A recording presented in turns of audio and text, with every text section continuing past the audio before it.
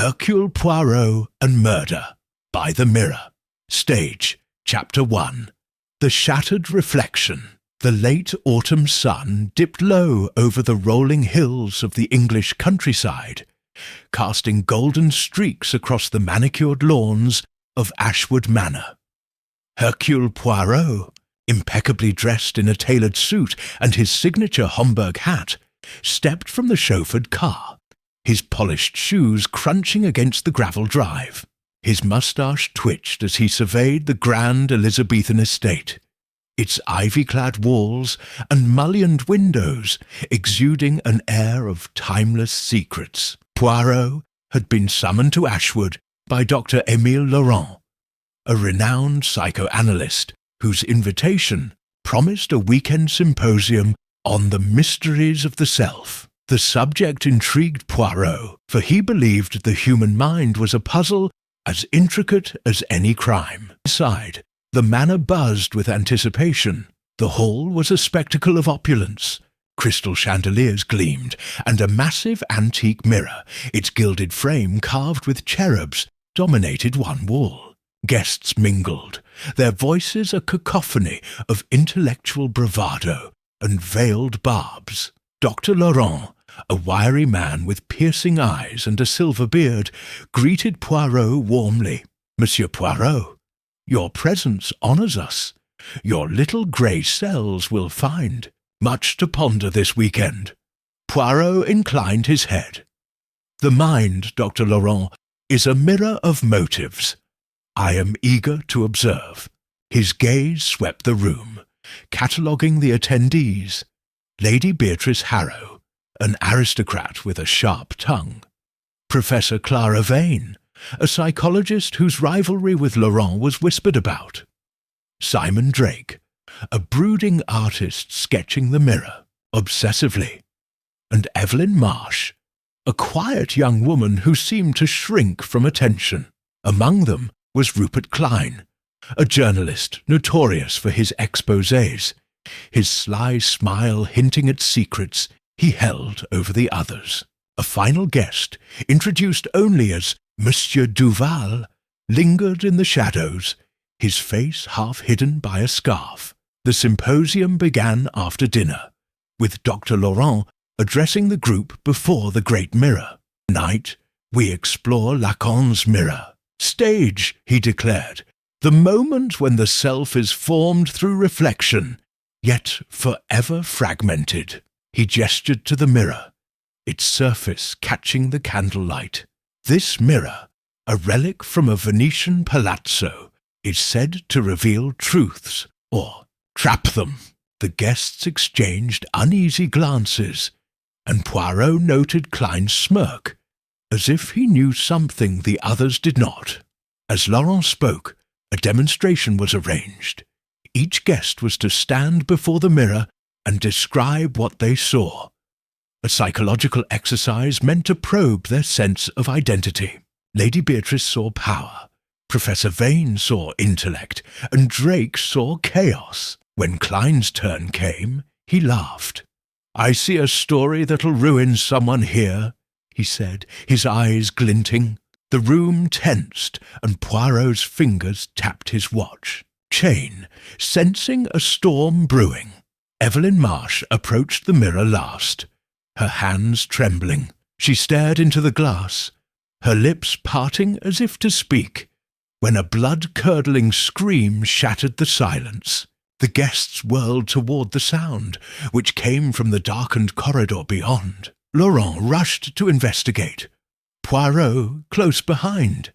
In a small antechamber, they found Rupert Klein sprawled on the floor. A dagger plunged into his chest. It pooled beneath him, and above, a jagged crack split the antique mirror, as if struck by an unseen force. Poirot knelt beside the body, his eyes narrowing. "Mon Dieu," he murmured, "the mirror is shattered, yet no shards lie here. This is no accident." He examined the dagger, its handle engraved with a curious symbol, a circle bisected by a line. The guests crowded the doorway, their faces a mix of shock and suspicion. Lady Beatrice clutched her pearls, while Duval slipped further into the shadows. Dr. Laurent, pale but composed, urged calm. "We must call the police," he said. Poirot raised a hand. First, we preserve the scene. The truth is reflected in details." He studied the cracked mirror, its fracture radiating from the centre like a spider's web. This mirror has seen something it was not meant to. And Hercule Poirot will discover what? As the guests were ushered away, Poirot lingered, his mind racing, Klein's taunt about a ruinous story, the mysterious Duval, the symbol on the dagger, and the impossible crack in the mirror. All were pieces of a puzzle. The weekend at Ashwood Manor had begun with a promise of intellectual intrigue, but now it was a stage for murder. Poirot's little grey cells hummed with purpose. The reflection might be shattered, but the truth, he knew, would be whole. Chapter 2. The Mask of Motive. The morning after Rupert Klein's murder, Ashwood Manor was cloaked in a heavy fog, as if the countryside itself mourned the journalist's demise. Hercule Poirot stood in the grand hall, his sharp eyes scanning the antique mirror, its crack now a stark reminder of the violence that had shattered the symposium's veneer of civility. The local police had been summoned, but a washed-out bridge delayed their arrival, leaving Poirot to take charge. He relished the challenge. The human heart, he knew, wore masks as deceptive as any carnival disguise, and he intended to unmask the killer. Dr. Émile Laurent, his face etched with strain, had gathered the guests in the drawing-room, a cavernous space lined with portraits whose eyes seemed to follow every movement. Poirot entered, his polished shoes clicking on the parquet floor, and surveyed the assembly. Lady Beatrice Harrow sat rigid, her lips pursed. Professor Clara Vane clutched a notebook, her knuckles white. Simon Drake sketched feverishly, his charcoal smudging the page. Evelyn Marsh stared at her hands, trembling, and Monsieur Duval, still half-veiled by his scarf, lingered near the window, his silence louder than words. Each, Poirot noted, wore a mask of innocence, but beneath it, motives simmered. "Mes amis," Poirot began, his voice calm yet commanding, "a man is dead, and the truth lies among us. Rupert Klein was no stranger to enemies, n'est-ce pas? His pen was a weapon, and his latest article promised revelations. I ask you now, what did he know, and why did it cost him his life?" Lady Beatrice sniffed. "The man was a vulture, picking at carrion. He had no business here." Her tone was icy, but Poirot caught a flicker of fear in her eyes. Professor Vane interjected, "He was a hack, not a scholar. His presence insulted Dr. Laurent's work." Simon Drake muttered, "He mocked my art, called it derivative." Evelyn Marsh said nothing, her gaze fixed on the floor, while Duval merely shrugged, his scarf slipping to reveal a scar across his jaw. Poirot's moustache twitched, and yet he was invited. Why? He turned to Laurent, who hesitated. Klein claimed interest in the mirror stage theory. Laurent said, "I thought his perspective might provoke discussion." Poirot raised an eyebrow. "Provoke indeed." The questioning began in earnest. Lady Beatrice admitted to a brief encounter with Klein in the library, where he hinted at a scandal involving her late husband's finances. Vane confessed to a heated argument with Klein over her research, which he threatened to discredit. Drake, reluctant, revealed Klein had taunted him about a failed exhibition, while Evelyn whispered she'd overheard Klein arguing with someone in the garden, though she couldn't identify the voice. Duval claimed to have been in his room, alone, offering no alibi. Poirot's attention shifted to a clue found near Klein's body. A crumpled note, stained with ink, bearing the words, "The mirror stage hides the lie." He held it aloft, watching. The guest's reactions. Vane's eyes narrowed.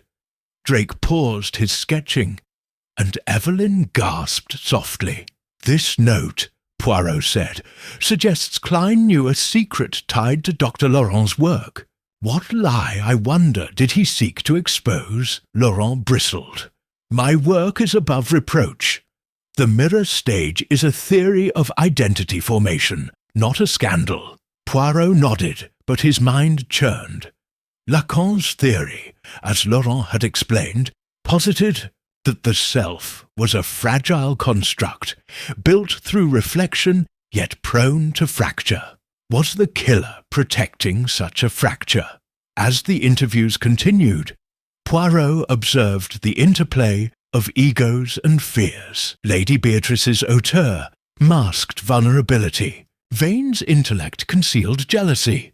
Drake's brooding hid rage. Evelyn's timidity seemed almost performative, and Duval's reticence was a wall. Then a housemaid approached, nervous, and handed Poirot a photograph found in Klein's room.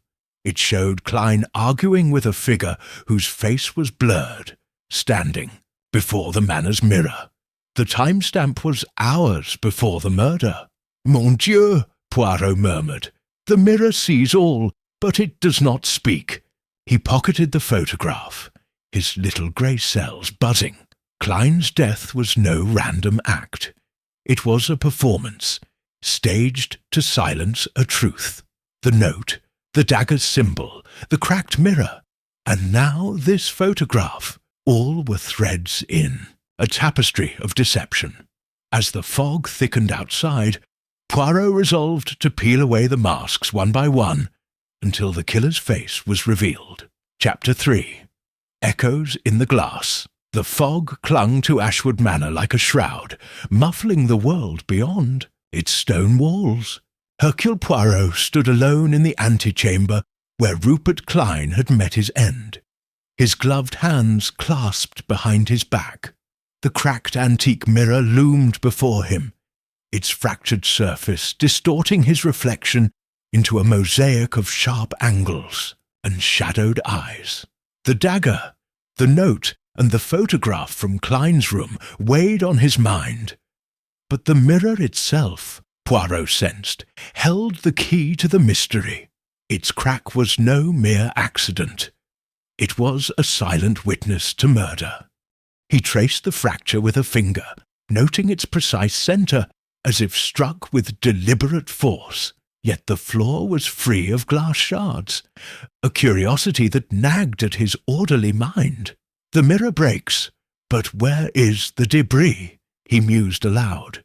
Hercule Poirot does not believe in magic, only in method. He examined the gilded frame, its cherubs frozen in eternal mirth, and found no signs of tampering. The mirror's history, Dr. Laurent had said, was steeped in superstition. A Venetian relic rumoured to trap souls. Poirot dismissed such fancies, but the idea of trapped truths lingered. His thoughts were interrupted by the arrival of Evelyn Marsh, her slight frame hesitating in the doorway. "Monsieur Poirot," she whispered, "I couldn't sleep. The mirror, it frightens me." Her eyes darted to the glass, wide with something more than fear. Poirot's moustache twitched. Her timidity, he suspected, was a mask as carefully crafted as any. "Ma chère, why does it frighten you?" he asked, his tone gentle but probing. Evelyn wrung her hands. "Rupert, he was obsessed with it. Last night, before the symposium, I saw him staring into it, muttering about reflections and lies. He said the mirror would show the truth." Poirot's eyes gleamed. "And did it, mademoiselle?" She shook her head, but her hesitation spoke volumes. Before he could press further, Simon Drake burst in, his artist's smock smeared with charcoal. "You're poking at shadows, Poirot," he snapped. "That mirror's just glass. Klein was a fool, and fools die." His defiance was brittle, and Poirot noted the sketchbook tucked under his arm, its pages bulging. "Perhaps, Monsieur Drake," Poirot replied, "but fools also see what others miss. May I see your sketches?" Drake stiffened, then reluctantly handed over the book. The pages were filled with studies of the mirror, its crack rendered in obsessive detail. But one drawing stood out. Klein, standing before the glass, his face twisted in fear, with a shadowed figure behind him. "This, monsieur, is most illuminating," Poirot said. Drake snatched the book back. "It's just art. Means nothing." Poirot let him go, his mind turning to the photograph from Klein's room. He retrieved it from his pocket, studying the blurred figure arguing with Klein before the mirror. The timestamp, 7:42 p.m., placed it hours before the murder. Could Drake's sketch depict the same moment? And why was the figure's face obscured? He resolved to compare the sketch and photograph later, under better light.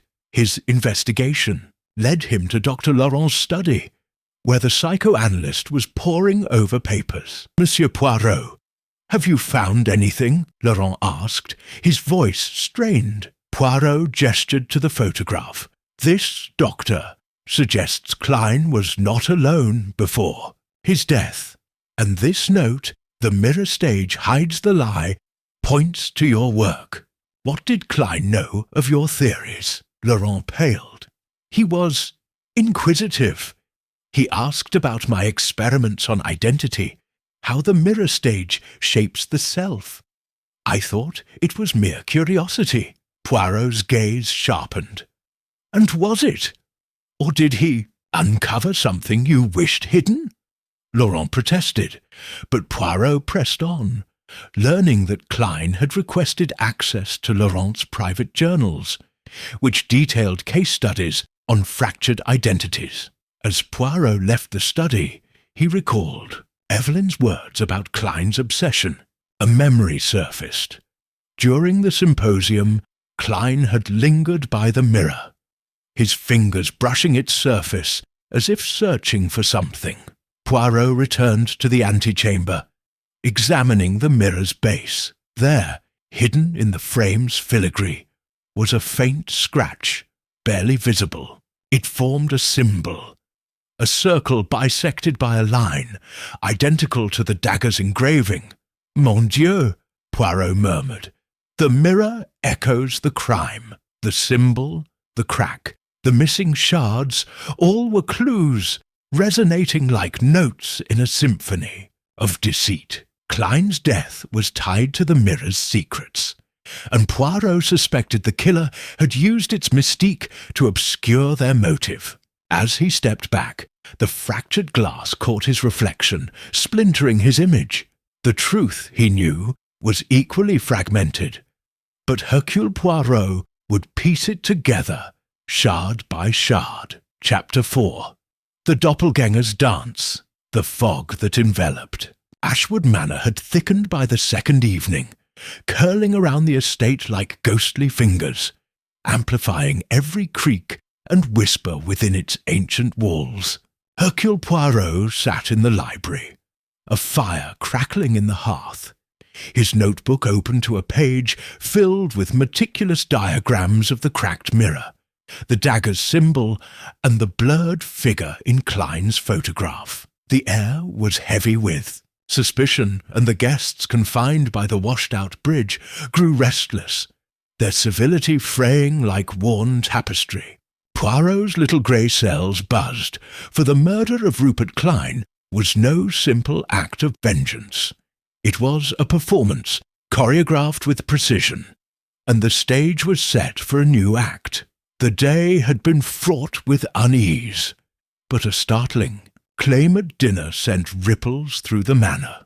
Professor Clara Vane, her voice trembling with a mix of fear and conviction, announced she had seen Klein, or someone resembling him, wandering the estate's gardens at midnight, hours after. His body was found. It was him, she insisted, her eyes darting to the darkened windows. Same coat, same sly grin. He was standing by the rose arbour, staring at the manor. The other guests exchanged glances, some scoffing, others paling. Lady Beatrice called it nonsense, while Simon Drake muttered about ghosts. Evelyn Marsh clutched her shawl, silent but visibly shaken, and Monsieur Duval, ever enigmatic, merely sipped his wine, his scarred jaw tightening. Poirot, seated at the head of the table, tapped his fork thoughtfully. "A ghost, Madame Vane? No, no, Hercule Poirot does not chase spectres, but a doppelganger. This is most intriguing." He noted the reactions, Vane's flushed cheeks, Drake's clenched fist, and Duval's sudden stillness. A doppelganger, real or imagined, suggested a game of mistaken identities, and Poirot suspected the killer was exploiting the manor's eerie atmosphere to sow confusion. Determined to unravel this claim, Poirot ventured into the gardens after dinner, his overcoat buttoned against the damp chill. The rose arbour, shrouded in mist, was a tangle of thorns and shadows. He examined the ground, finding faint footprints in the soft earth. Too indistinct to identify, but fresh enough to confirm someone had been there recently. A glint caught his eye. A cufflink, half buried in the dirt, engraved with the same circle and line symbol as the dagger and the mirror's scratch. Mon Dieu, Poirot murmured, pocketing the clue. The dance of deception continues. Back inside, Poirot summoned Professor Vane to the library for a private interview. Her academic poise was fraying, her fingers twisting a handkerchief. "I know what I saw, Monsieur Poirot," she said. "It was Klein, or his twin." Poirot's eyes narrowed. "A twin, madame. This is a new idea. Tell me more." Vane hesitated, then revealed a rumour she'd heard years ago. Klein had a twin sibling, estranged and presumed dead after a scandal involving a forged identity. "I thought it was gossip," she admitted, "but last night it was uncanny." Poirot's mind raced. A twin could explain the doppelganger sighting, but it raised a chilling question. Was Klein truly the victim, or had the killer murdered the wrong person? He recalled the photograph, the blurred figure arguing with Klein before the mirror. Could it depict the twin confronting their sibling? He resolved to investigate Klein's past, but first he needed to test Vane's story. He gathered the guests in the grand hall, the cracked mirror looming like a silent judge. "Mes amis," Poirot announced, "Madame Vane claims to have seen Monsieur Klein in the gardens. Let us consider this. Who among you was abroad last night, perhaps taking the air?" The guests shifted uncomfortably. Lady Beatrice claimed she was in her room, reading. Drake admitted to sketching in the conservatory. Evelyn said she'd been writing letters, and Duval predictably offered no answer. Laurent, however, faltered, admitting he'd walked the grounds to clear his mind, but saw nothing unusual. Poirot's gaze lingered on Evelyn, whose nervous fidgeting betrayed her. "Mademoiselle Marsh, you are quiet. Did you, perhaps, see this? Klein as well?" Evelyn flinched, her voice barely audible. "I saw someone, but it was dark. I thought it was a groundskeeper." Her evasion was telling, and Poirot marked her for further questioning. To stir the pot, Poirot shared a partial truth. "The cufflink I found in the garden bears a symbol linked to the murder. Someone here is not what they seem." The room tensed, eyes darting suspiciously. Drake's hand twitched toward his sleeve, and Poirot noted it. A missing cufflink, perhaps. The seed of doubt was planted, and Poirot knew the killer would react, if only subtly. As the guests dispersed, Poirot returned to the antechamber, studying the mirror once more. Its cracks seemed to pulse in the candlelight, echoing the fractured identities at play. A twin, a doppelganger, a symbol repeated across clues. These were not coincidences but steps in a deadly dance. He recalled Vane's mention of Klein's twin and Laurent's experiments on identity. Was the murder a personal vendetta? Or was it tied to the mirror stage theory? A psychological unravelling turned lethal. A sudden noise, a soft thud from the corridor, jerked Poirot from his thoughts. He stepped out, finding a single rose petal on the floor, its edges wilted. It was no accident. Someone had been watching. The manor was alive with secrets, and Poirot felt the killer's presence circling like a shadow. The doppelganger's dance was far from over, but Poirot, with his unerring sense of order, would lead the next step. Chapter 5. Refractions of Truth. The third morning at Ashwood Manor dawned with a brittle clarity, the fog lifting to reveal a sky as sharp as cut glass. Hercule Poirot stood in the grand hall, his eyes fixed on the cracked antique mirror. Its fracture now a familiar map of the mystery. The murder of Rupert Klein, the cryptic note, the doppelganger sighting, and the recurring symbol, a circle bisected by a line, wove a tapestry of deception that Poirot was determined to unravel. The guests trapped by the still impassable bridge were growing agitated, their masks of composure slipping. Poirot sensed the killer was among them, watching, waiting, and he resolved to provoke a misstep. To stir the stagnant waters, Poirot proposed a reenactment of the symposium's opening night, to be held in the same hall where Klein had taunted the guests before the mirror. "Mes amis," he announced at breakfast, his voice carrying a deliberate lightness. "We shall recreate the moment of truth. Each of you will stand before the mirror, as before, and speak what you see. The killer, I suspect, will betray themselves in the reflection." The guests reacted predictably. Lady Beatrice scoffed, Professor Vane frowned, Simon Drake gripped his coffee cup, Evelyn Marsh paled, and Monsieur Duval's scarred jaw tightened beneath his scarf. Dr. Laurent, however, nodded reluctantly, perhaps hoping to restore his tarnished symposium's dignity. The reenactment was set for noon, and Poirot spent the morning preparing, his notebook filling with precise observations. He revisited the antechamber where Klein's body was found, examining the floor for traces of the missing mirror shards. A faint scuff mark near the baseboard caught his eye, suggesting something had been dragged away. "The shards were removed," he murmured. "But why? To hide what the mirror saw?" He filed the clue away, his mind turning to the photograph of Klein arguing with the blurred figure. The figure's posture, slightly stooped, left hand raised, nagged at him, echoing someone he'd observed among the guests.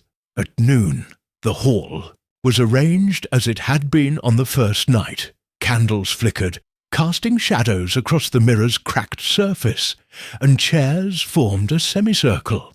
Poirot stood to one side, his posture deceptively casual, but his eyes missed nothing. Dr. Laurent began, reiterating his lecture on Lacan's mirror stage, though his voice lacked its former conviction. "The mirror stage," he said, "is when we first see ourselves as whole, yet it is an illusion, a fracture beneath the surface." Poirot noted Vane's scowl. She clearly resented Laurent's spotlight. One by one, the guests approached the mirror. Lady Beatrice, her chin high, declared, "I see strength, unbroken by scandal." Her glance at Poirot was defiant, as if daring him to probe her late husband's rumoured debts. Vain, her tone clipped, said, "I see reason, though others distort it." Her words carried a barb aimed at Laurent. Drake, his hands smudged with charcoal, muttered, "I see chaos, same as always." Evelyn Marsh, trembling, whispered, "I see nothing," and fled back to her seat, her evasion glaring. Duval, last, stood silently, then said, "I see a stranger," his voice low and cryptic. The exercise yielded no confession, but Poirot hadn't expected one. His goal was to observe. Gestures, glances, hesitations. He noticed Drake's left hand twitch, mirroring the raised hand in the photograph, and Vane's quick look at Laurent, laced with bitterness. The tension in the room was palpable, a prism, refracting hidden truths. As the group dispersed for lunch, disaster struck. A maid screamed from the dining room, and Poirot rushed to find Evelyn Marsh slumped over her wine-glass, her face ashen. The glass, half spilled, emitted a faint almond-like odour, cyanide. Poirot acted swiftly, ordering the glass preserved, and Evelyn moved to a sofa, where she coughed and revived, having only sipped the poisoned wine. "Mon Dieu," Poirot said, "the killer grows bold." The guests, gathered in shock, eyed each other with naked suspicion.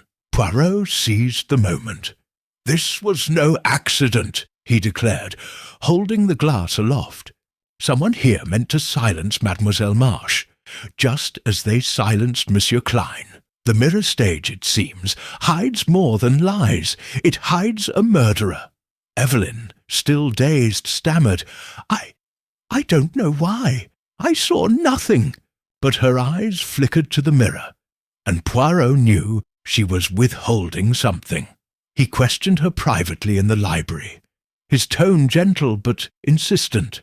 "Mademoiselle, you are in danger.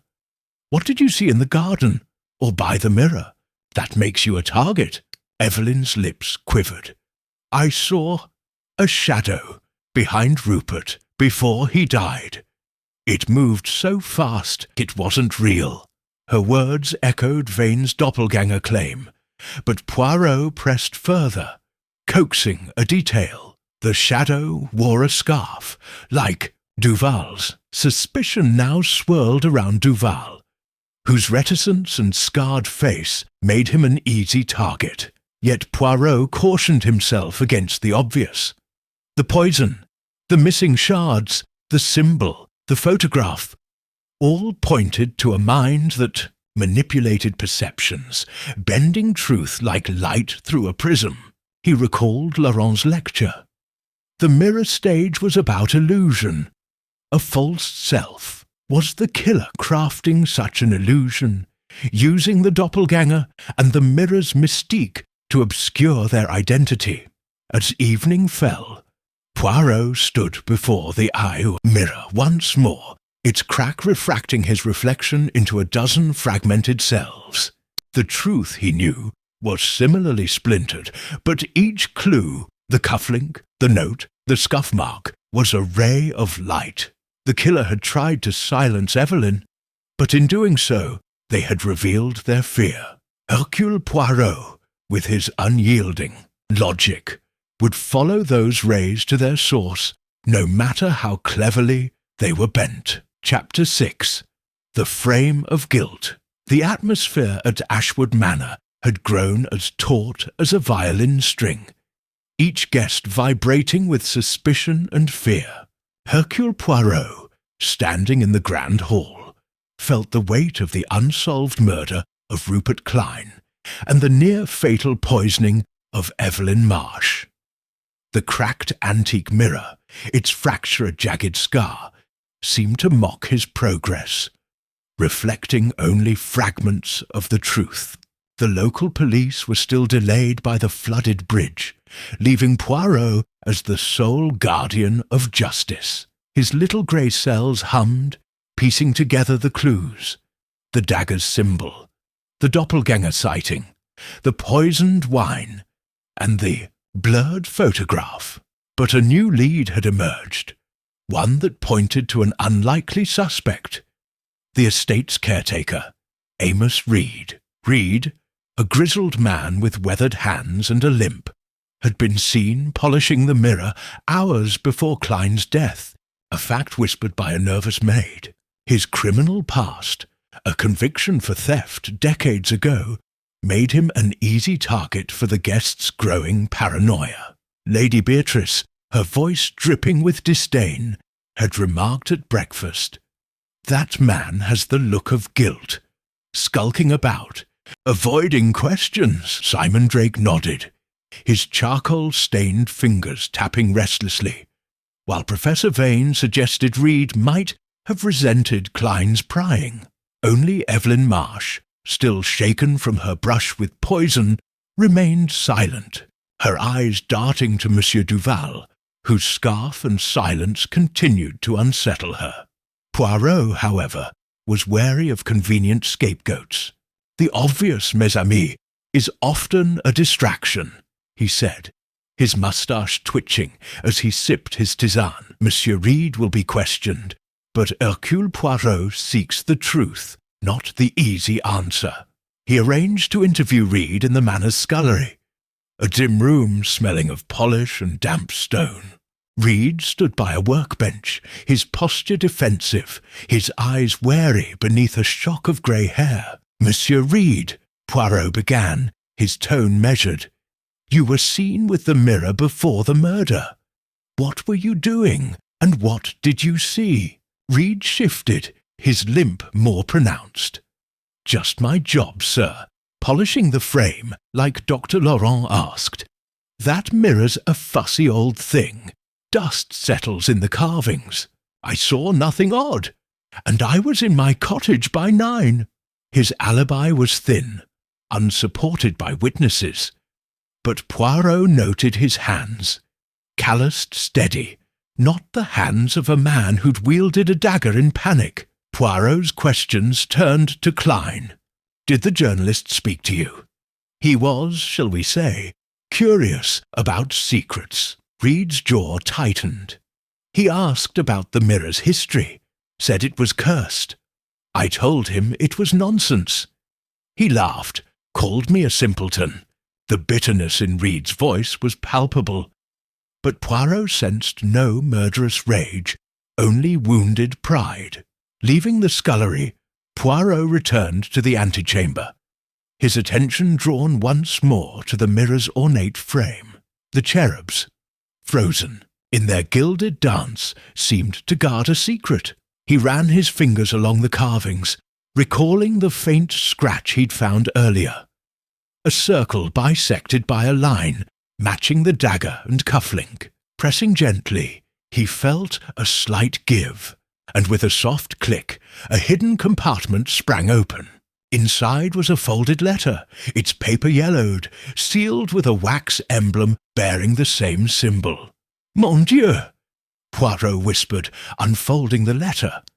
It was written in a hurried scrawl, addressed to no one, and read, "The stage is set, but the reflection lies. Trust not the face, for it is doubled." The cryptic words echoed the note found near Klein's body. The mirror stage hides the lie, and deepened Poirot's suspicion that the murder was tied to a deception rooted in identity. The letter's wax seal suggested age, yet its placement in the frame implied recent handling. Had Klein found it, or had the killer hidden it there? Poirot pocketed the letter, his mind racing.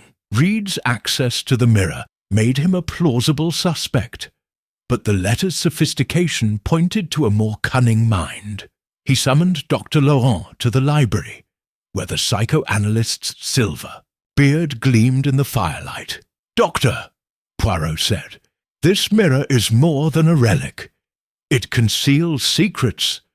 What do you know of its compartments?" Laurent blinked, surprised. "Compartments? I knew of none. It was a gift from a Venetian. colleague, said to have belonged to a noble family. I thought its value was symbolic. Poirot's eyes narrowed. And yet, it holds clues to murder. Tell me, did Klein ask about the mirror's origins? Laurent nodded reluctantly. He was fascinated by its supposed curse, said it tied to his investigation. I thought he was sensationalizing. Poirot filed this away, suspecting Klein's investigation had provoked the killer. To test Reed's role, Poirot gathered the guests in the drawing room, revealing the hidden compartment, but not the letter's contents. The mirror, he said, is a vault of secrets. Monsieur Reed, as its caretaker, must know more than he admits. Reed, present at Poirot's insistence, flushed with anger. I'm no killer. I clean, I fix, that's all. His outburst drew gasps, but Poirot watched the others. Drake's smirk, Vane's calculating glance, and Duval's subtle shift toward the door. The frame of guilt, Poirot realized, was being built around Reed, but it was too neat, too deliberate. The letter, the symbol, the doppelganger, all suggested a killer who wove deception like a spider's web. As night fell, Poirot stood before the mirror, its cracks splintering his reflection. The truth was close, hidden in the frame's secrets, and he would pry it loose, no matter how tightly it was sealed. Chapter 7. Mirrors within mirrors. The fourth day at Ashwood Manor dawned with a restless energy, the air thick with the scent of rain and unspoken accusations. Hercule Poirot paced the grand hall, his polished shoes echoing against the polished oak floor, his mind a whirl of clues. The cracked mirror, the dagger's symbol, the cryptic letter from the frame, and the near poisoning of Evelyn Marsh. The murder of Rupert Klein was a puzzle of reflections, each clue revealing not one truth but many, layered like mirrors within mirrors. The guests, frayed by confinement and suspicion, were beginning to crack, and Poirot knew the killer was among them, their masks slipping with every misstep. His latest focus was Dr. Émile Laurent's assistant, a young woman named Margot Leclerc, whose nervous demeanour and fleeting glances had caught his attention. During the reenactment, Margot had hovered at the edges, her notepad clutched like a shield, her eyes darting to the mirror with a fear Poirot found telling. She knew something, he was certain, and he resolved to coax it from her before the killer struck again. Poirot found Margot in the Manor's study, sorting papers under a flickering lamp.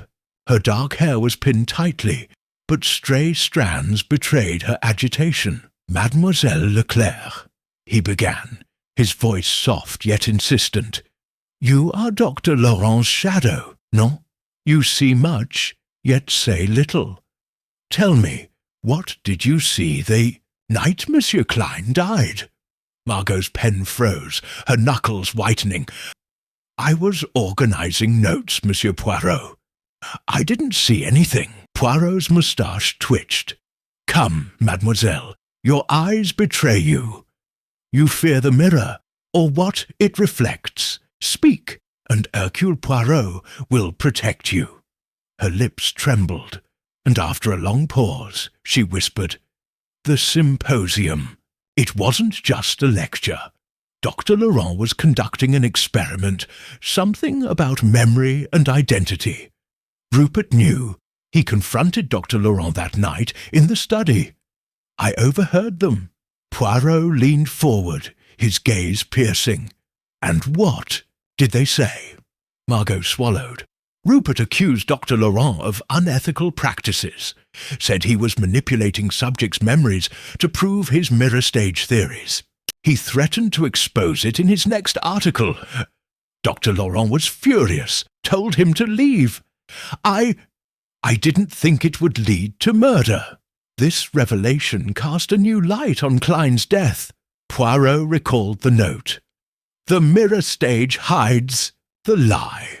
And the letter from the frame, both hinting at a deception tied to Laurent's work. Mademoiselle, he pressed, did anyone else know of this experiment? Margot hesitated. Professor Vane suspected something. She and Dr. Laurent argued about it weeks ago.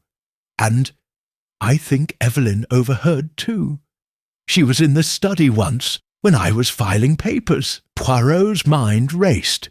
Evelyn's poisoning now made sense. She was a witness, like Margot, to a secret worth killing for. But whose secret? Laurent's or another's exploiting his work?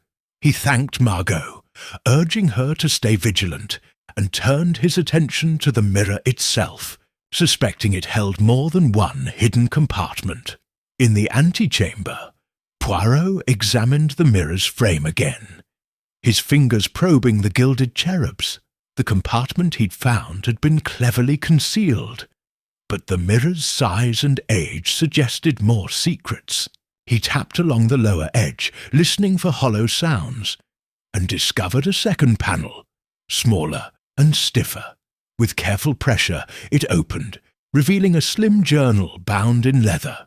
Its pages were filled with Laurent's handwriting, detailing an experiment called Project Réfléchir, a study on inducing false memories to reshape identity, conducted on unwitting subjects during the symposium. The journal's final entry, dated the day of the murder, read, "Klein knows too much. His questions grow dangerous. The mirror stage must remain a theory, not a scandal." Poirot's eyes narrowed. Laurent had motive, but the journal's placement in the mirror suggested someone else had hidden it, framing the doctor. Was it Vane, envious of Laurent's prominence? Or Duval, whose silence masked a deeper agenda? To test his theory, Poirot confronted Laurent in the library, presenting the journal without revealing its source. "Doctor, your experiment has cost lives.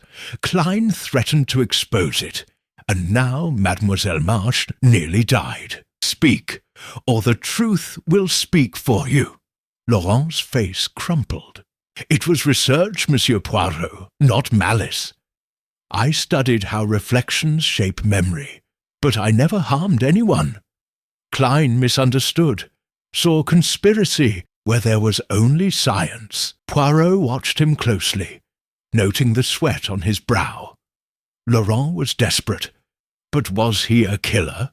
The journal, the letter, the doppelganger, all pointed to a mind that wove deception with surgical precision, and Poirot doubted Laurent's emotional unravelling fit the profile. Someone else, he suspected, was using the experiment as a smokescreen, reflecting guilt onto others like light through a prism. As night fell, Poirot stood before the mirror, its crack splintering his image into a kaleidoscope of selves. The journal's discovery was a breakthrough, but it raised new questions. Who had hidden it, and why? The killer was playing a game of mirrors, each clue a reflection of a deeper lie. Poirot's fingers tapped his watch chain, his resolve unshaken. The truth was close, hidden in the layers of deception, and he would peel them away, one by one, until the killer's face was clear. Chapter 8. The Crack in the Facade. The fifth day at Ashwood Manor was marked by a restless tension, as if the very walls of the estate conspired to guard the truth about Rupert Klein's murder. Hercule Poirot stood in the grand hall, his eyes fixed on the cracked antique mirror, its fracture a jagged reminder of the fragmented identities at play. The clues, the dagger's symbol, the hidden journal, the poisoned wine, and the doppelganger, sighting, formed a mosaic, but one piece was missing. The killer's motive. Poirot's little grey cells churned, sensing the facade of innocence among the guests was beginning to crack, and he was determined to widen that fissure. A new lead had emerged from an unexpected source, a local villager, Mrs. Agnes Cobb, who had come to deliver eggs to the manor's kitchen. Overhearing the staff's gossip about the murder, she confided to the housekeeper that she'd seen a stranger near the estate on the night of Klein's death, lingering by the old gatehouse, tall, cloaked, moving like they didn't want to be seen, she'd said, her words reaching Poirot through the maid's nervous report. This stranger, Poirot suspected, could be the key to the blurred figure in Klein's photograph, or the doppelganger seen in the gardens. Poirot interviewed Mrs. Cobb in the scullery, her weathered hands clutching a basket as she recounted her story. "It was near dusk, sir, when I was walking home from the village. Saw this figure by the gatehouse, all muffled up, carrying a satchel. Didn't look like no guest from the manor. Too furtive-like." Poirot's eyes gleamed. "And this satchel, madam, did it resemble anything specific?" Mrs. Cobb frowned. "Might have been a doctor's bag or something heavy. Clinked when they moved." The description intrigued Poirot. A satchel suggested preparation, perhaps tools for the murder or the removal of the mirror's missing shards. He thanked Mrs. Cobb, his mind turning to a troubling absence. One guest, introduced as Monsieur Duval, had been notably elusive, slipping away during key moments. Duval's scar and reticence made him a cipher, and Evelyn Marsh's fear of a scarf-wearing shadow deepened Poirot's suspicions. Yet another possibility nagged at him. A missing guest, never accounted for after the symposium's first night. Poirot reviewed the guest list with Dr. Laurent in the study, the psychoanalyst's silver beard glinting in the lamplight. "Doctor, you invited 12 guests, yet only 11 remain. Who is missing?" Laurent blinked, flustered. "Missing? No, all are here. Unless—" He rifled through his notes, his face paling. "A late addition, a Dr. Henri Fournier, confirmed but never arrived. I assumed he cancelled." Poirot's moustache twitched. Or perhaps he came, unseen, and left, a body in his wake. To test this theory, Poirot gathered the guests in the drawing-room, his demeanour calm, but his words sharp. "Mes amis, a stranger was seen near the manor the night of the murder, carrying a satchel. And yet we have a guest unaccounted for, Dr. Fournier. Does anyone know this man?" The room stirred uneasily. Lady Beatrice claimed ignorance, Simon Drake shrugged, and Professor Vane's eyes narrowed, as if calculating. Evelyn Marsh gasped softly, and Duval, standing by the window, stiffened, his scarf slipping to reveal more of his scar. Poirot's gaze lingered on Duval. "Monsieur, you are silent as always. Perhaps you know Dr. Fournier, or why a stranger prowled the grounds?" Duval's voice was low, almost a growl. "I know nothing of strangers. I keep to myself." But his hand twitched toward his satchel, a leather bag at his feet, and Poirot noted the faint clink of metal within. The confrontation was interrupted by Margot Leclerc, Laurent's assistant, who burst in, her face ashen. "Monsieur Poirot, I found something in the attic, papers hidden in a trunk." She handed him a bundle of letters, their edges frayed, addressed to Klein. Poirot scanned them quickly. They were from an anonymous source, warning Klein to abandon his investigation into the mirror's truth or face consequences. One line stood out. "Your face is not your own." "Mon Dieu," Poirot murmured, "the facade cracks." The letters confirmed Klein's death was premeditated, tied to an identity he'd threatened to expose. But whose? The reference to a false face echoed the doppelganger sighting and the journal's notes on Laurent's memory experiments. Poirot suspected the missing Dr. Fournier was no coincidence. Either he was the stranger, the killer, or another victim. 2. Press the guests further. Poirot shared the letters' existence, watching their reactions. Klein was warned to stay silent, yet he persisted. Someone here feared his pen, and their mask is slipping. Vane's fingers tightened on her notebook. Drake's charcoal snapped in his hand, and Evelyn's eyes filled with tears. Duval, however, slipped out, claiming a headache, his satchel in hand.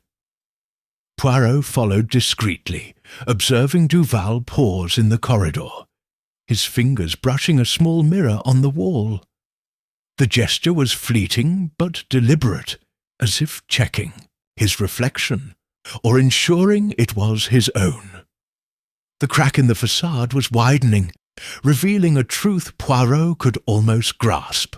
The stranger, the letters, the satchel, all pointed to a killer who hid behind a borrowed face, and Poirot would expose them, reflection by reflection. Chapter 9. The Stage of Secrets. The 6th evening at Ashwood Manor cast long shadows across the estate, the flickering candlelight in the grand hall, dancing over the cracked antique mirror, like ghosts of the truth Hercule Poirot sought. The murder of Rupert Klein, the poisoning attempt on Evelyn Marsh, and the web of clues, letters, symbols, and a missing guest had tightened the noose of suspicion around the guests. Poirot's little grey cells buzzed with the certainty that the killer was growing desperate, their carefully staged performance unravelling. A new discovery, one that promised to shift the investigation, awaited in the manor's hidden corners. Poirot's suspicions had deepened around the mirror's role, not just as a witness, but as a vault of secrets. The hidden compartment and journal had revealed Dr. Laurent's unethical experiments, but the mirror's mystique suggested more. Guided by a hunch, Poirot returned to the antechamber, his fingers tracing the gilded frame's cherubs until he found a subtle seam, barely visible. With a gentle push, a panel slid aside, revealing a narrow passage behind the mirror, its walls damp and lined with cobwebs. The passage led to a small, concealed room, lit by a single skylight, its floor strewn with papers and a dusty chair. Mon Dieu, Poirot murmured. A stage within the stage. The room was a clandestine meeting place, its walls marked with faint scratches, more circles bisected by lines, the symbol haunting the case. Among the papers, Poirot found a ledger detailing secret meetings held during the symposium, attended by Laurent, Professor Vane, and an unnamed third party. The entries spoke of testing the mirror's effect, and subjects unaware, confirming the journal's hints of manipulated identities. One note, in a different hand, read, "Klein must not know. The reflection is the key." Poirot's pulse quickened. The room was a nexus of deception, a place where Laurent's experiments were planned, and perhaps where Klein's fate was sealed. The symbol's recurrence suggested a code, a signature of the killer or their conspiracy. He pocketed the ledger, resolving to confront Laurent. But first, he needed to gauge the guests' reactions to this hidden truth. At dinner, Poirot orchestrated a dramatic reveal, his voice cutting through the clink of cutlery. "Mes amis, I have found a secret room behind the mirror, a place of plotting and betrayal. It holds proof that Monsieur Klein's death was no accident, but the climax of a carefully staged act. The guests froze, forks suspended.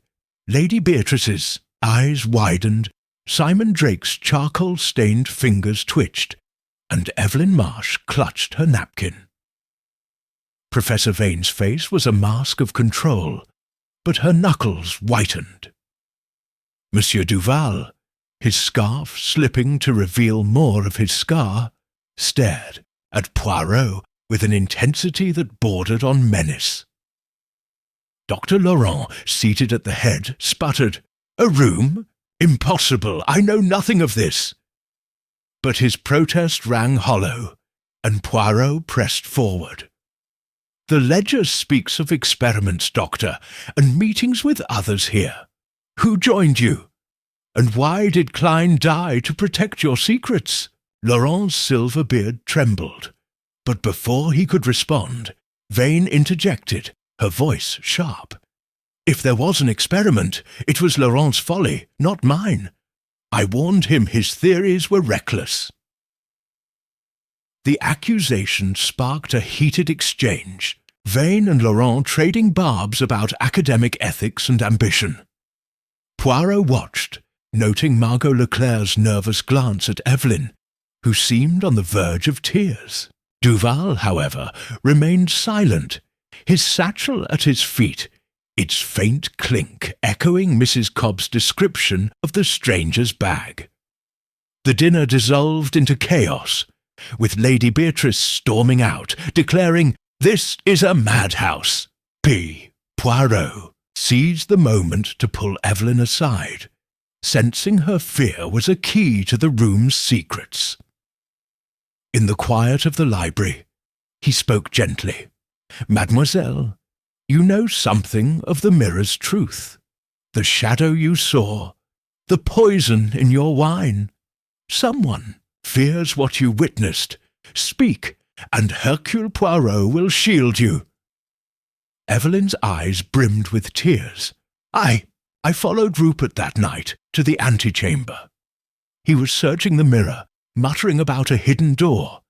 Someone was with him, whispering, but I couldn't see who. I ran when I heard footsteps. Her words confirmed the secret room's significance. Klein had been close to uncovering it, and the killer had acted to silence him. But who was the whispering figure? Poirot suspected Duval, whose elusive presence and satchel matched the stranger's profile. But Vane's rivalry with Laurent and Margot's knowledge of the experiments made them equally plausible.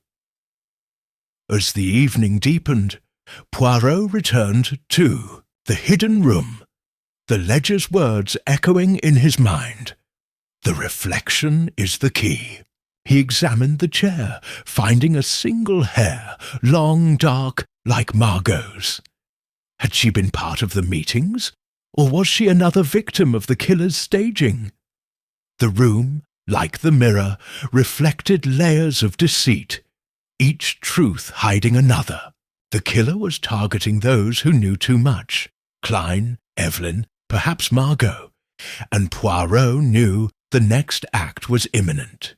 With the ledger in hand and the symbol's meaning still elusive, he prepared to tighten the net, forcing the killer to step from the shadows into the light.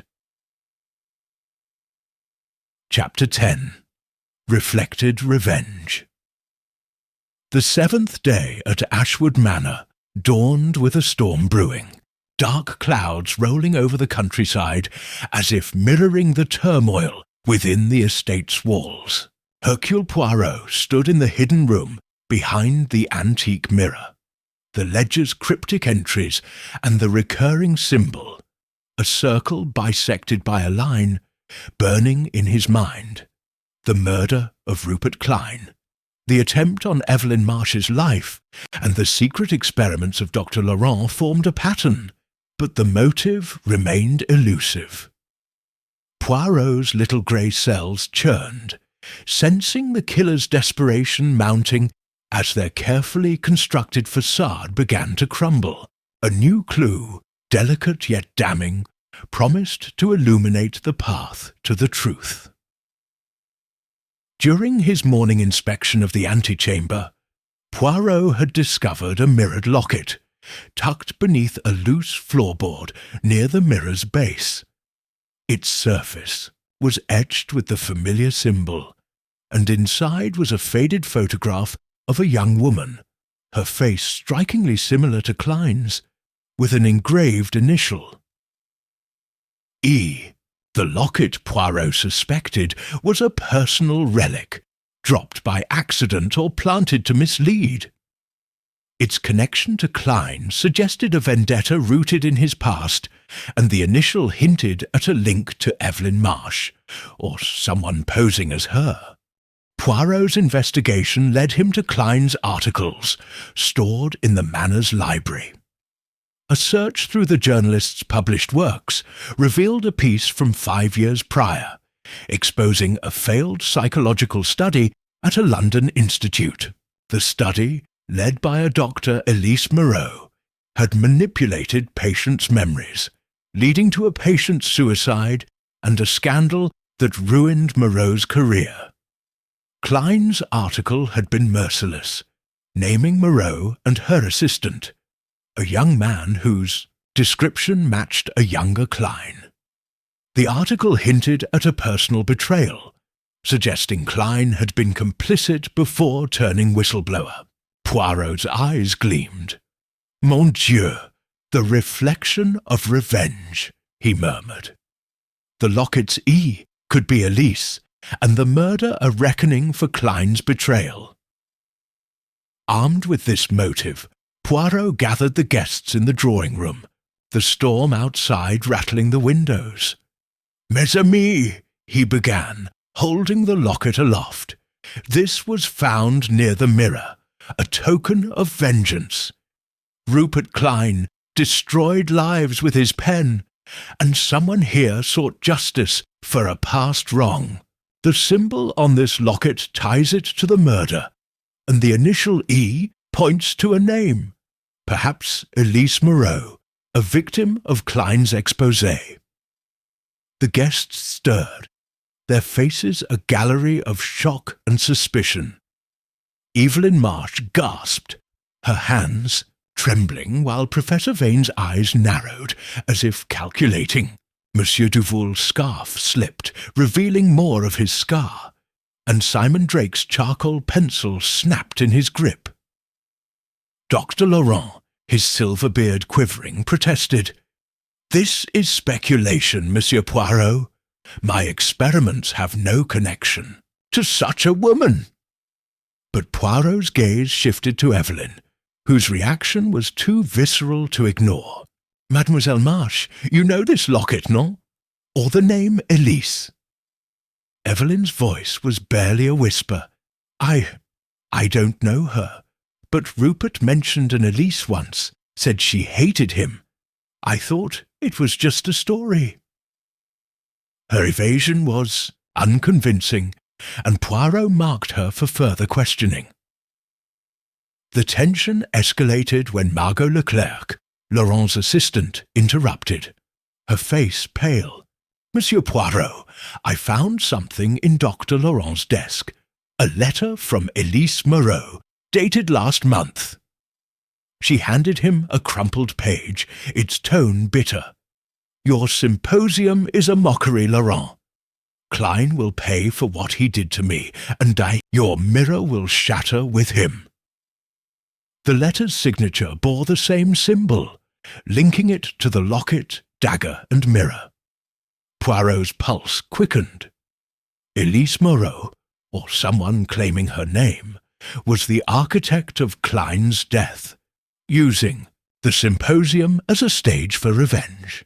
But was she among the guests or the mysterious Dr. Fournier, the stranger seen by the gatehouse? Poirot's suspicions fell on Duval, whose satchel and scarred face matched the profile of a vengeful outsider. But Vane's intellectual rivalry and Evelyn's nervous demeanour kept them in play. The storm reached a crescendo, and as the guests dined, a trap was sprung. Simon Drake, visibly agitated, excused himself to the conservatory, claiming a need to sketch. Poirot, sensing an opportunity, followed discreetly, arriving just as a heavy planter crashed from a shelf, narrowly missing Drake. The rope securing it had been cut, and Poirot recognized the sabotage. "Monsieur Drake," he said, helping him up. "Someone wishes you silent. What do you know of Elise?" Drake, shaken, muttered, "I saw her, or someone like her, in the gardens the night Klein died. She wore a scarf, like Duval's." The near miss confirmed the killer's fear of exposure. Drake's sighting aligned with Evelyn's shadow and Mrs. Cobb's stranger, pointing to a figure who moved unseen, their identity a distorted reflection. Poirot returned to the mirror, the locket in his pocket, its weight a reminder of the past driving the present. The killer's revenge was personal, their actions a mirror of Klein's betrayal, but their face remained hidden. With the storm raging and the ledger's secrets burning in his mind, Poirot prepared to set his own trap, forcing the Avenger to step into the light. Chapter 11. The Mirror's Confession. The 8th evening at Ashwood Manor was electric with anticipation, the storm outside subsiding to a restless drizzle that pattered against the windows. Hercule Poirot stood in the grand hall, the cracked antique mirror reflecting the candlelight in jagged slivers, each fragment a piece of the puzzle he was close to solving. The murder of Rupert Klein, the poisoning attempt on Evelyn Marsh, the near miss on Simon Drake, and the web of clues, ledger, locket, letters, and the recurring symbol had led Poirot to a critical juncture. The killer's motive, rooted in a vengeful past tied to Elise Moreau, was clear, but their identity remained a shadow. Tonight, Poirot would use the mirror itself to provoke a confession, turning its mystique against the guilty. He had orchestrated a gathering in the symposium hall, the repaired mirror, its crack now partially mended with resin, standing as a silent sentinel. The guests, summoned under the pretence of a breakthrough, filed in with wary eyes. Lady Beatrice, her posture rigid. Professor Vane, clutching her notebook. Simon Drake, his hands smudged with charcoal. Evelyn Marsh, pale and trembling. Monsieur Duval, his scarf loosened to reveal his scar. Dr. Laurent, his silver beard dulled by fatigue, and Margot Leclerc, her notepad a shield. The air was thick with suspicion, each guest a player on a stage where truth and lies collided. "N'est-ce ami?" Poirot began, his voice resonant. "The mirror has seen all, and tonight it will speak.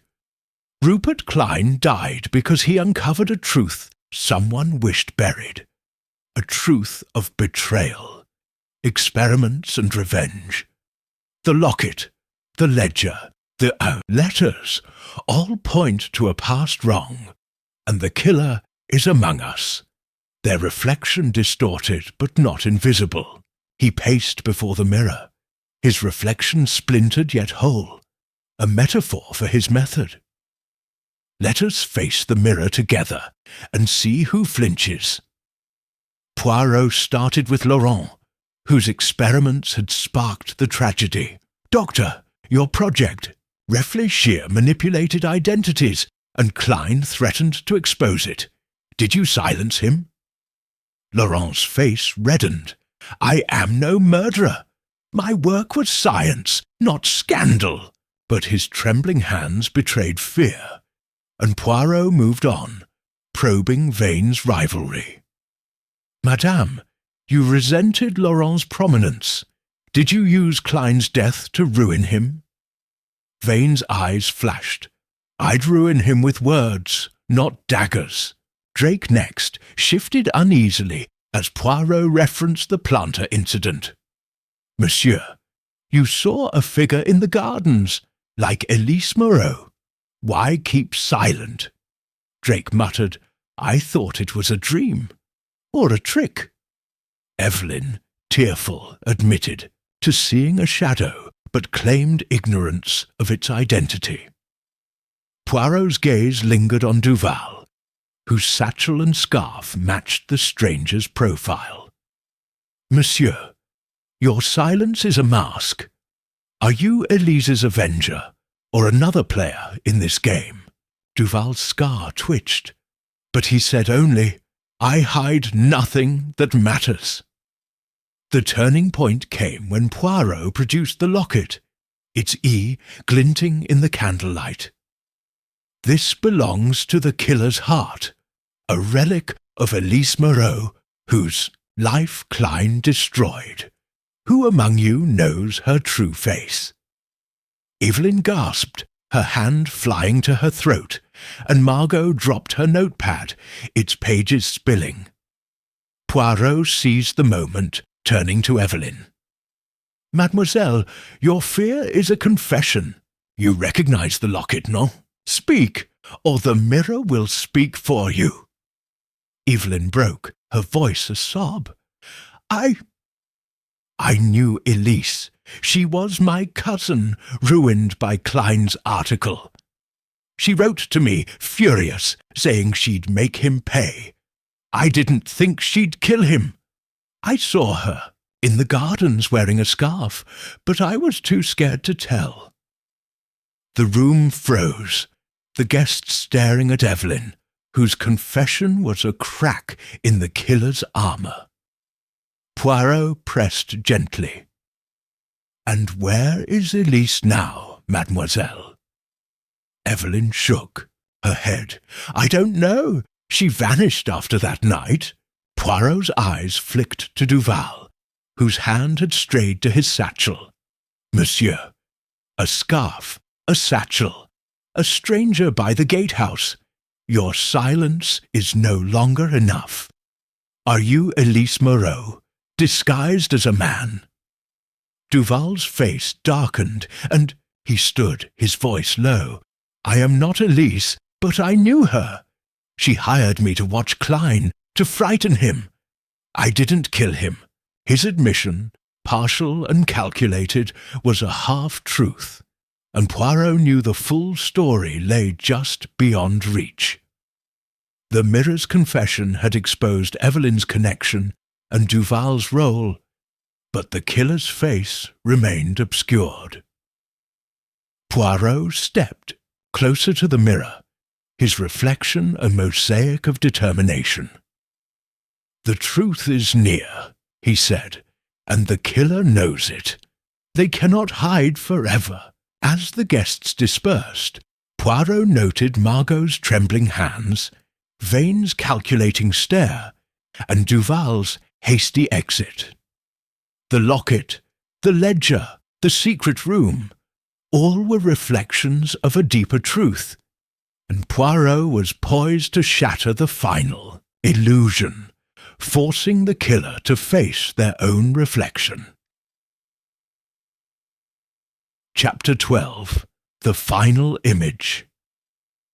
The 9th morning at Ashwood Manor broke with a fragile calm, the storm's remnants dripping from the eaves as sunlight pierced the clouds. Hercule Poirot stood in the grand hall, the repaired antique mirror reflecting his resolute figure, its mended crack a testament to the nearing resolution of Rupert Klein's murder. The clues, the locket, the ledger, the hidden room, and the symbol of a circle bisected by a line had converged, revealing a tale of revenge and deception rooted in Elise Moreau's ruined past. Evelyn Marsh's confession and Monsieur Duval's partial admission had narrowed the suspects, but the killer's identity remained a final, elusive reflection. Tonight, Poirot would stage his denouement, using the mirror's symbolism to unmask the murderer. The guests, worn by days of suspicion, were summoned to the symposium hall at dusk, the mirror once again the centerpiece. Poirot had ensured every detail was perfect. Candles cast a soft glow, chairs formed a semicircle, and the locket lay on a velvet cloth before the mirror, its glinting accusingly. Lady Beatrice entered with a scowl. Professor Vane clutched her notebook. Simon Drake's hands twitched. Evelyn Marsh trembled. Monsieur Duval's scarf hung loose. Dr. Laurent's silver beard drooped, and Margot Leclerc clutched her notepad, her eyes darting nervously. The air was thick with anticipation, each guest sensing the endgame.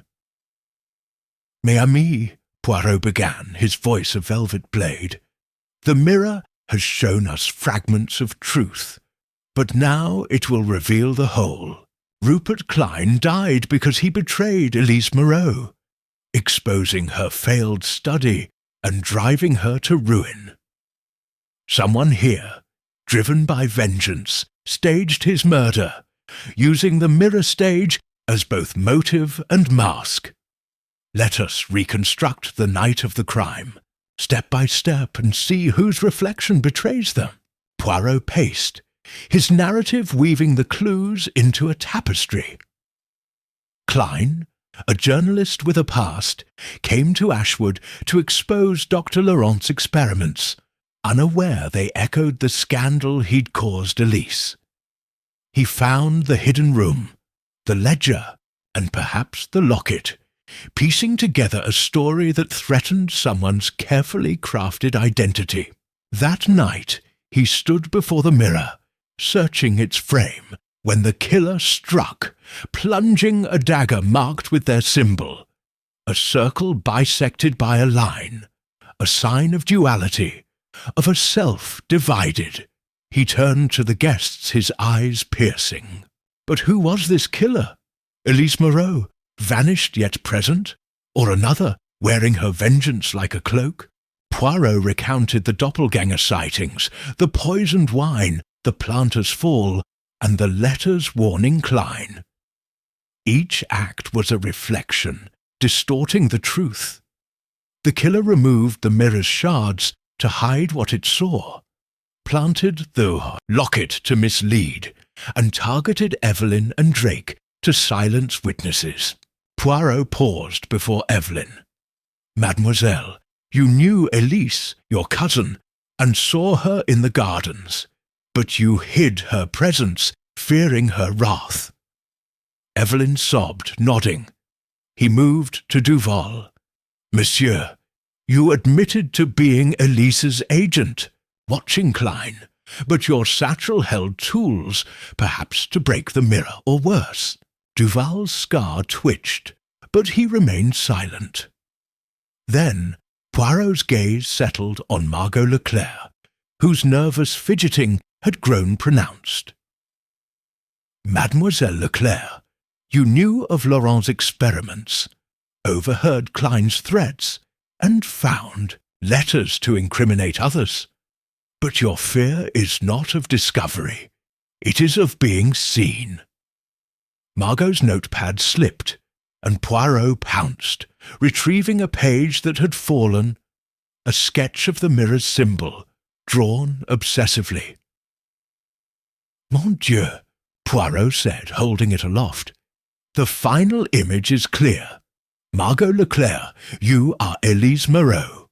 You changed your name, your face, your life, but not your hatred for Clyne. You joined Laurent's staff to infiltrate the symposium, knowing Clyne would attend. You used the mirror's mystique, planting clues to frame Laurent and Vane, and staged the doppelganger to confuse. The locket was yours, dropped in panic, and the symbol your signature, a mark of your fractured self." Margot's face crumpled, her voice a hiss. "He destroyed me. Clyne betrayed our study, let me take the blame, and laughed as I lost everything. I rebuilt myself, but when I learned he'd exposed Laurent's work, my work, I had to act. The mirror showed him his truth, and I made it his end. Her confession, raw and unyielding, silenced the room. Poirot nodded, his voice softening. The mirror stage, mademoiselle, is a lie we tell ourselves. You sought justice, but found only murder. He turned to the guests, explaining how Margot had lured Klein to the antechamber, struck with the dagger, and cracked the mirror to stage the scene, removing shards to hide her reflection. The poison and planter were desperate attempts to eliminate Evelyn and Drake, who'd seen too much. As Margot was restrained, sobbing, Poirot stood before the mirror, its mended surface reflecting his calm resolve. The case was solved, the killer unmasked, but the truth left a bitter taste. Revenge, like a mirror, distorted more than it revealed, and Hercule Poirot, with his unerring logic, had brought clarity to the chaos, one reflection at a time. Chapter 13. The Clear Reflection. The 10th morning at Ashwood Manor brought a serene stillness, the clouds parting to bathe the estate in pale sunlight. Hercule Poirot stood in the grand hall, his polished shoes gleaming, his Homburg hat tucked under his arm.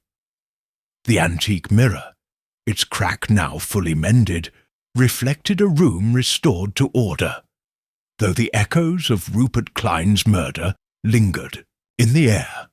Margot Leclerc, revealed as Elise Moreau, had been taken into custody by the local police, who had finally crossed the repaired bridge. The case was closed, but Poirot, ever contemplative, lingered, his little grey cells turning over, the deeper truths unveiled by the mirror's confession. The guests, their masks of suspicion shed, prepared to depart. Lady Beatrice, her hauteur softened, offered Poirot a curt nod of respect. Professor Vane, her notebook tucked away, seemed chastened, her rivalry with Dr. Laurent overshadowed by the tragedy. Simon Drake sketched quietly, his charcoal capturing the mirror's restored surface, a sign of healing.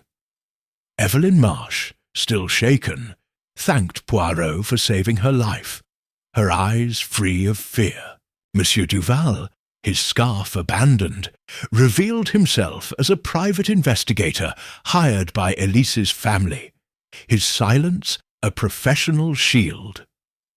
Dr. Laurent, his silver beard dulled by shame, approached Poirot in the library, seeking absolution. "Monsieur Poirot?" Laurent said, his voice heavy. "My experiments were reckless, but I never meant harm. How did I miss Elise's deception, working beside me as Margot?" Poirot's moustache twitched. "The human heart, Doctor, is a mirror of its own making. Elise hid her true self, as you hid your ethics behind science. The mirror stage, as you call it, is not just a theory. It is the lie we live." Laurent nodded, his eyes distant. "I'll abandon Project Réfléchir. It cost too much." Poirot inclined his head. "Wisdom, monsieur, is the clearest reflection." Their conversation turned to the locket, the ledger, and the hidden room, each a prop in Elise's vengeful stage. Laurent admitted he'd suspected Klein's probing, but never imagined his assistant's buried hatred. "She was brilliant," he said, "but broken.